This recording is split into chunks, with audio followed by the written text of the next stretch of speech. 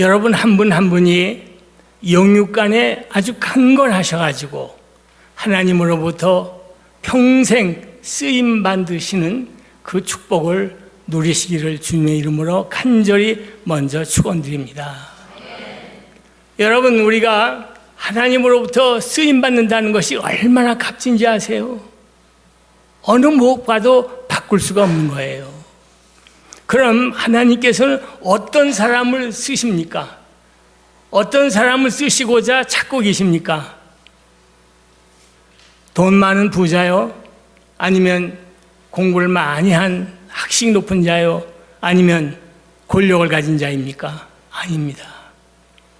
그 사람도 아니고 저 사람도 아니고 오직 하나님께서 찾으시는 사람은요, 요한복음 4장 23절에 이르기를 하나님께 예배하는 자, 신령과 진정으로 하나님께 예배하는 자, 바로 그 사람을 하나님께서는 찾고 계십니다. 예배라는 건 무엇입니까? 하나님께 우리가 경배를 드리는 건데, 내가 죽었던 영혼이 살아나고 지옥 갈 수밖에 없는 나를 천국 백성 되게 해주신 그 하나님, 그 하나님의 은혜에 내가 감사해서, 그리고 그 크신 하나님의 사랑에 내가 너무나도 감격해서 마음속 깊은 곳에서부터 우러나오는 찬양을 드립니다. 마음속 깊은 곳에서부터 감추었던 것을 하나님 앞에 아뢰입니다. 그게 기도입니다. 그것이 예배로 이어지고, 여기에 성령의 영이 임하셔서 신령과 진정으로 우리에게 예배를 드리게 하고, 회개의 영이 오심으로 인하여 내 마음을 청결케 해주시고, 그래서 내 마음이 청결해짐으로 인하여 마태복음 5장 8절의 말씀처럼 청결한 마음을 가진 자는 복이 있나니 저희가 하나님을 볼 것이요, 그 과정을 통해서 예배 시간에 내가 하나님을 꼭 만나게 되는 것입니다. 이 하나님의 만남이 없이는 예배를 예배라고 할 수가 없어요. 그래서 하나님 말씀하시기를 내가 거룩하니 너희도 거룩하라. 데살로니가 전서 4장 3절에 보면 하나님의 뜻은 이것이니 너희의 거룩함이라. 어떻게 거룩해집니까? 우리가 깨끗이 모욕을 하고 새 옷을 갈아입었다고 해서 거룩해집니까? 아닙니다. 디모데전서 4장 5절에 보면 분명히 말씀하시기를 하나님의 말씀과 기도로 거룩해지니라. 자, 이와 같이 바로 예배 그 자체는 거룩이에요. 거룩, 왜 거룩이냐? 하나님을 만나기 때문에. 자, 그런데 이 예배를 뭘로 표현합니까, 우리가? 언어, 말로 표현하죠? 오늘 본문에서 그렇게 말씀하셨죠. 고린도후서 2장 17절이죠. 하나님께 받은 것 같이 하나님 앞에서와 그리스도 안에서 같이 말을 하라. 여러분, 하나님께로부터 받은 것이 무엇입니까? 한마디로 얘기하면 사랑. 그렇죠? 사랑. 사랑은 눈으로 볼 수가 없습니다. 마음으로. 하나님의 사랑을 우리가 눈으로 볼 수 있겠습니까? 없죠. 그러나 마음에 와 닿지 않습니까? 저는 홍인혁 장로님이 쓰신 책 그 자서전을 참 아주 정독을 하면서 읽었는데 굉장히 도움이 되고 전도의 가치가 있어요. 거기 229페이지에 보면은 사랑은 눈으로 보지 않고 마음으로 본다. 그 유명한 셰익스피어가 말한 거를 미녀와 야수라는 그 작품 안에서 미녀가 야수에게 하는 내용이거든요. 참 가진 그 고난과 역경 속에서도 하나님이 나와 함께 하신다는 그 사랑 하나 붙들고 우리 홍 장로님이 꿋꿋하게 쓰신 거 보고 감사드리고 전도로 그 책을 사용하시면 참 좋겠어요. 여간 여러분께 제가 말씀드리고 싶은 것은 오늘 제가 두 가지 관점으로 말을 하고자 하는데요. 하나는 내가 말한 말 때문에 어떤 사건이 일어나는가. 그리고 또 한 가지는요, 우리의 아름다운 미래, 천국에 대해서 그건 결론으로 말씀을 드리고자 합니다. 그럼 먼저 내가 한 말, 그게 어떤 파장을 일으킬까? 구약 성경 창세기에서부터 보면은요, 야곱이 창세기 28장 10절 12절에 보면은요, 자기 아버지를 속이고 또 야비하게 자기 형의 그 장자권을 빼앗지 않습니까? 그리고 나중에 그게 탄로가 나니까 도망을 가요. 자, 바알세밧에서 헤브론으로 도망을 가는데 날이 어둡고 이제 잠잘 자리도 없고 하니까 길가에다가 돌기둥을 세워놓고 돌베개를 삼아서 하나님께 이제 기도를 합니다. 그게 창세기 28장 20절 22절인데 여호와여 나를 지키시고 나와 함께 계셔서 내가 무사히 아버지 집에 갈 수 있도록 먹을 걸 주시고 입을 옷을 주시고 그러면 하나님은 나의 하나님이 되시고 그리고 여기다 이 돌기둥 세운 곳에 하나님의 전을 세우고 그리고 하나님이 주신 모든 것의 10의 1조를 내가 드리겠나이다. 그렇게 서약을 해요.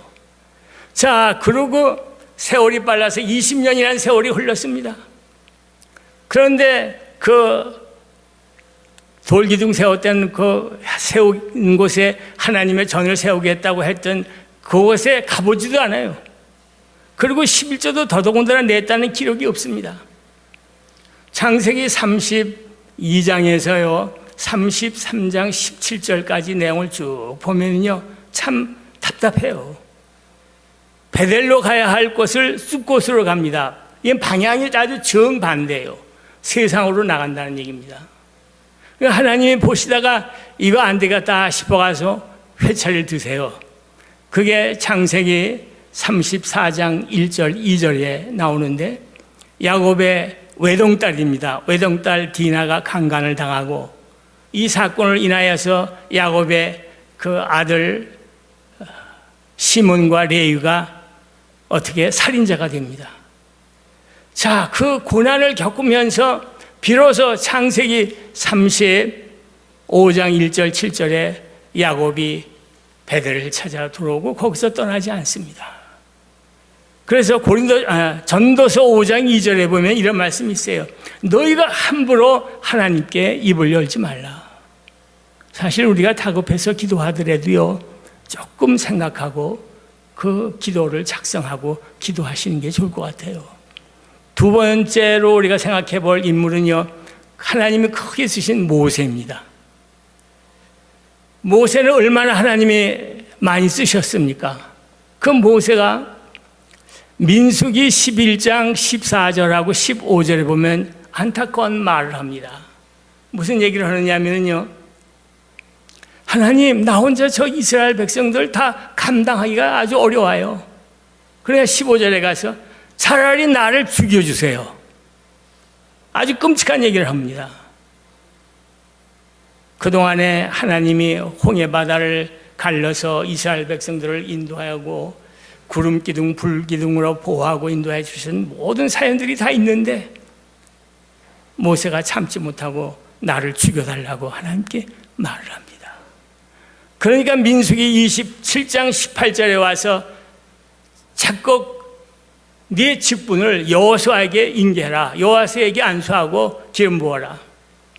그래서 직분을 빼앗기고 모세가 120세에 세상을 떠나는데 그때에도 눈이 침침하거나 기력이 쇠하지가 않아요. 아주 건강했습니다. 그런데 120에 바로 데려가는 건 더 쓰시지 않고 직분 빼앗고 생을 마감시킵니다. 말이 얼마나 무섭습니까, 여러분? 또 한 사람만 더 보면 구약에서 엘리야, 그 유명한 엘리야 열왕기상 18장 19절에 보면은요 3년 6개월 동안 가물어 가지고 비가 오지 않는데 이 엘리야가 기도를 해가지고 비가 오게 하는 그런 이적이 나오지 않습니까? 그리고 하나님을 반대하는 바알 선지자 두 그룹이 있는데 450명 그룹이 있고 400명 그룹이 있는데 도합 850명을 다 죽입니다. 그러니까 그 바알 선지자들을 옹호하고 섬기는 그 당시 그 아합 왕의 부인 이사벨이 대노해가지고 사신을 보내요. 엘리야에게 보내기를, 내일 이맘때 내가 너를 기필코 죽이리라.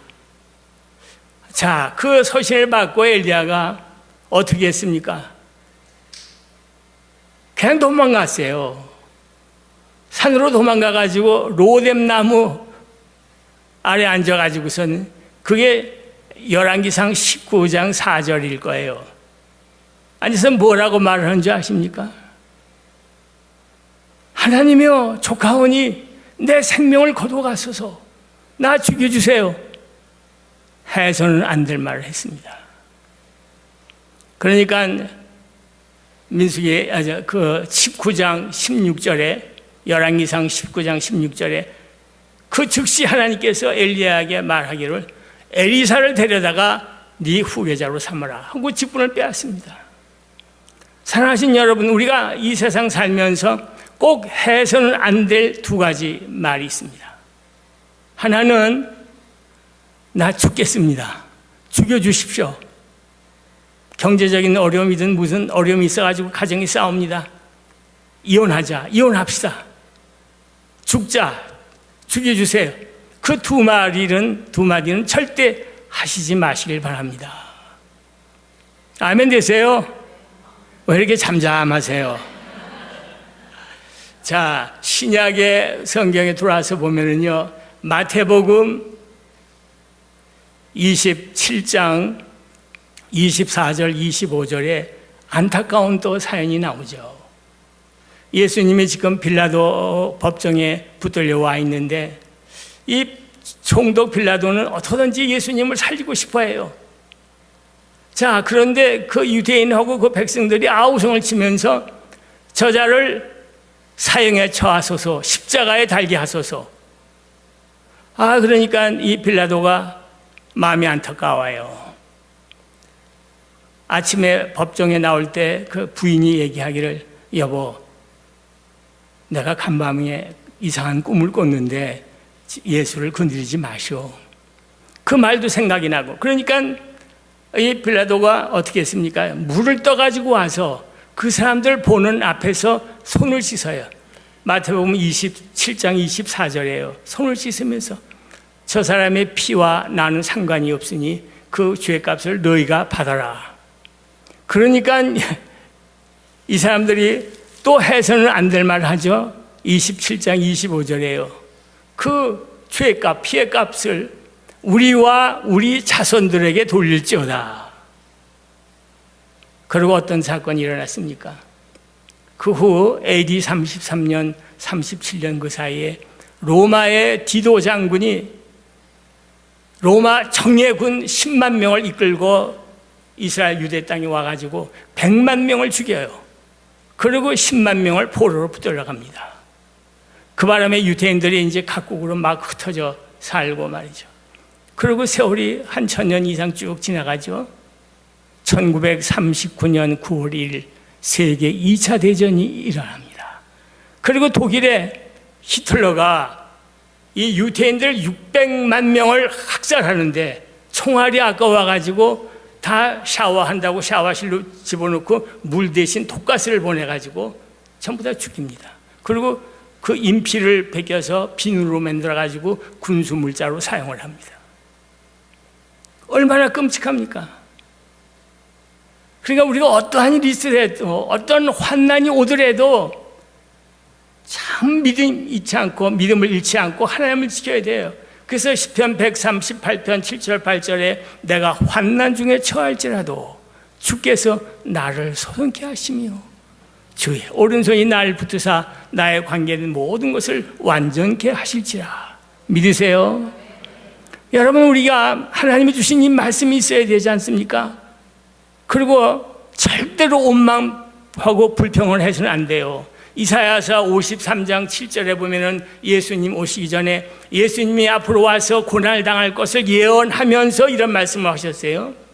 그가 곤욕을 당하여 심히 괴로울 때도 입을 열지 아니하였으며 마치 도수장에 끌려가는 어린 양같이 털 깎는 자 앞에 잠잠한 양같이 입을 열지 아니하였도다. 예수님을 십자가에 못 박는 저들에게 무슨 불평의 소리를 했습니까? 너 왜 내 몸에 이렇게 십자가에 달려서 날 죽게 하느냐고 원망의 소리 했습니까? 한마디도 안 하셨어요. 오직 한마디 하셨다면 아버지여 저들의 죄를 사하여 주시옵소서. 여러분, 그러나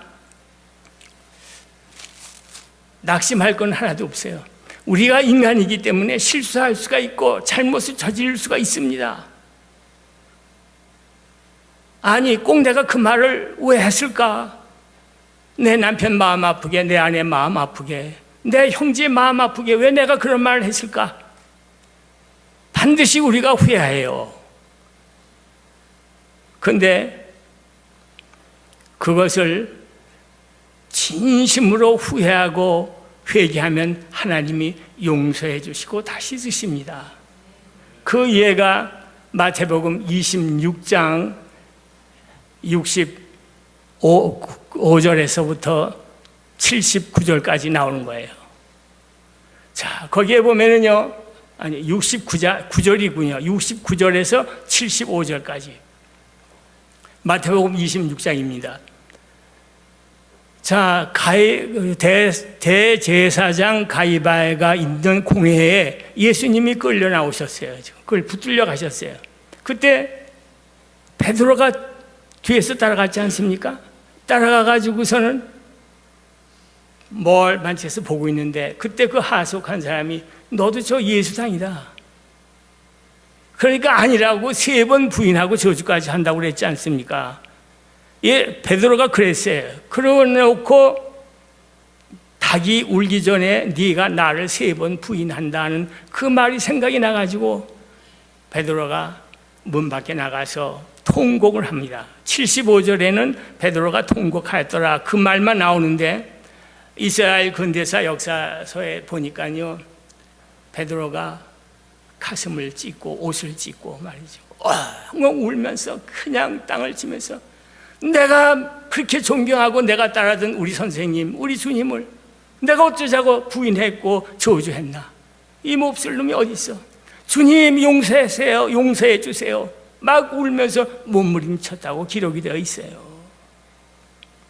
그러니까 그 후에 어떤 일이 생겼습니까?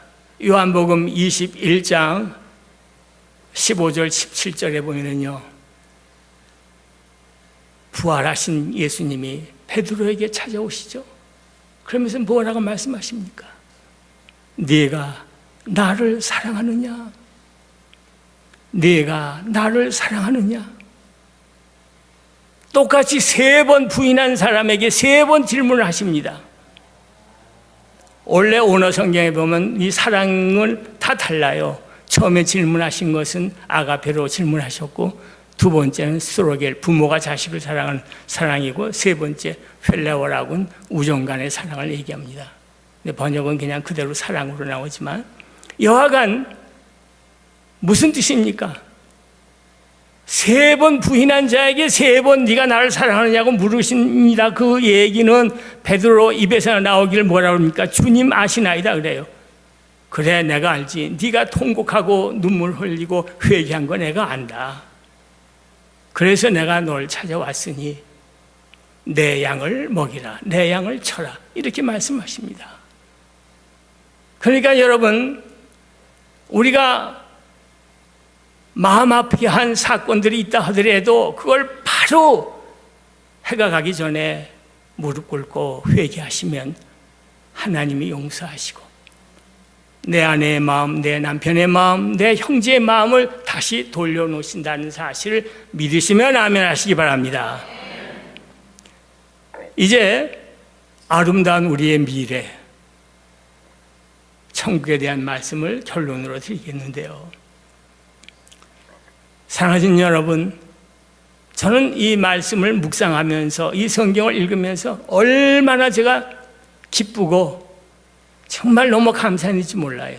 누가복음 24장 13절에서 35절까지 내용을 보면은요, 새벽에 이제 이슬이 거치고 안개도 사라지고 먼동이 트기 시작하는 그때 예루살렘에서 25리쯤 떨어진 엠마오라는 촌으로 걸어가는 예수님의 두 제자의 모습이 나옵니다.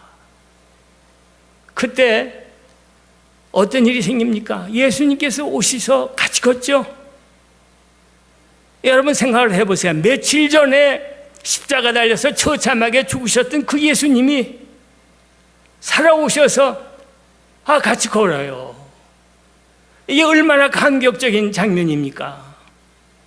성경을 읽으면서 그 감격적인 장면을 여러분들이 다시 한번 깨달아 보시길 바랍니다. 먼 훗날 내가 그렇게도 그리워하고 보고 싶던 내 어머니가 내 옆에 어느 날 갑자기 와서, 돌아가셨던 그 어머니가 와서 서서 나와 함께 걸으신다면 얼마나 감사하겠습니까, 여러분? 이것이 바로 우리들의 아름다운 미래요 천국의 모습입니다. 요한복음 21장 12, 13절에 보면 갈릴리 바닷가의 해변가에 예수님이 아침에 나오셔가지고서는 조반상을 차려요. 고기를 굽고 떡을 굽고 해서 조반상을 차려놓고 막 낚시하고 이제 배를 고기 잡고 돌아오는 제자들에게, 얘들아 와서 같이 밥 먹자. 그리고 너희들이 잡은 고기도 더 가지고 오라. 만일 그게 여러분 책의 글씨가 아니라 화면으로 쫙 나온다면 그 얼마나 멋져요. 얼마나 아름다웁니까? 얼마나 감격스러워요. 어느 날 그렇게 보고 싶었던 돌아가신 우리 어머니가, 얘야 조반 같이 먹자. 내가 밥상을 차려놨단 말이죠. 그런 일이 있을 때 얼마나 감격스럽습니까, 여러분? 바로 이것이 우리들의 아름다운 미래요 천국의 모습입니다. 그러나 안타깝게도 만일 그런 내 어머니가 안 계시다면, 그런 내 형제가 안 계시다면, 예수 믿지 않아서 지옥 가 계시다면 얼마나 안타까워요. 그래서 우리가 전도해야 돼요. 마태복음 24장에 보면은요, 이 세상 우주의 그 종말이 가까운 모습들이 다 나와요. 도처의 지진과 기근과 전쟁과 재앙과 해와 달이 빛을 잃고 때로는 불덩어리가 되고, 요즘 세계 각국이 얼마나 덥고 기근에 시달립니까?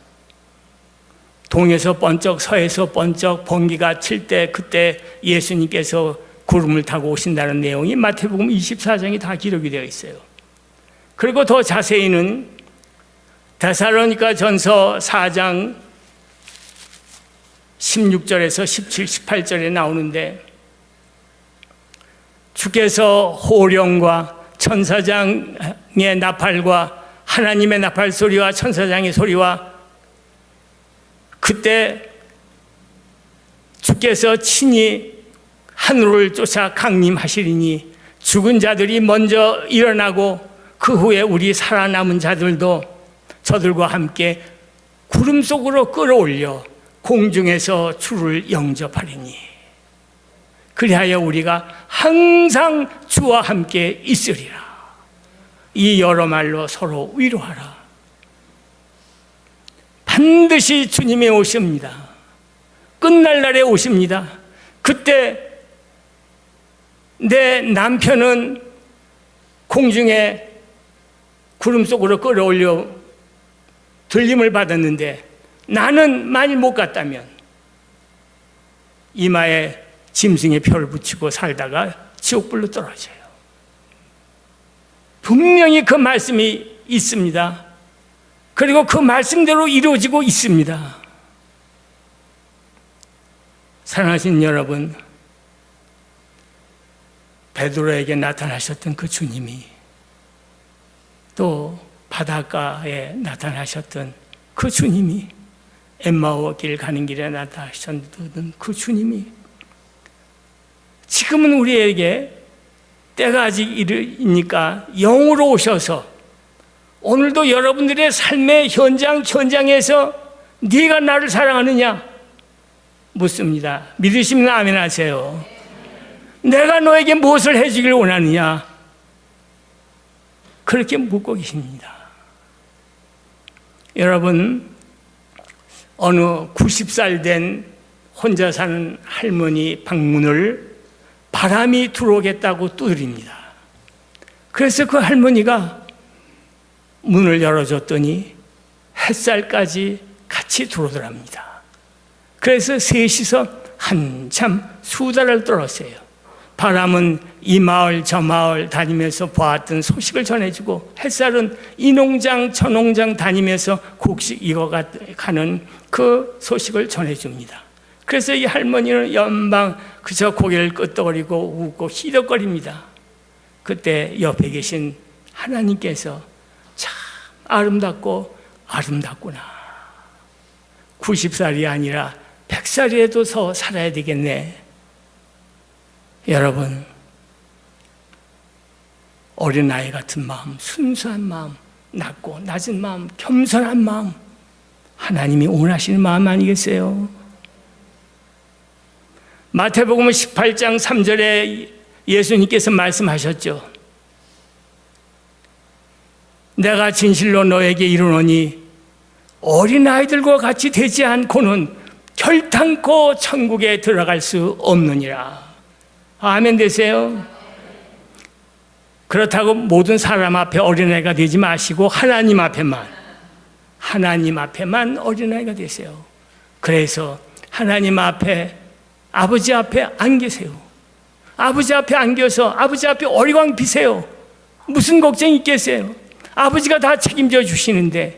그래서 시편 68편 19절에 이르기를 날마다 우리의 짐을 지시는 주 곧 우리의 구원이신 하나님을 찬송할지로다.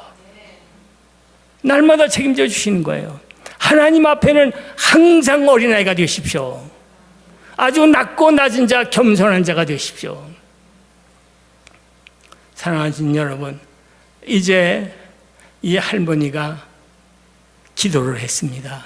하나님, 햇살도 나의 친구, 바람도 나의 친구, 하나님이 내게 주신 아름다운 선물입니다.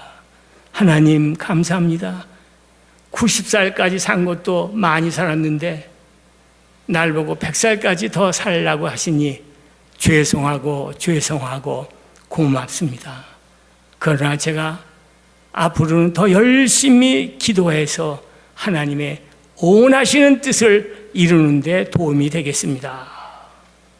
바로 그것이 우리들의 고백이 되어야 되지 않겠습니까? 우리가 범사에 참으로 감사해야 됩니다. 오늘도 생명 주시고 호흡 주신 것뿐만 아니라 모든 것들이 생각해 보면 감사할 거예요.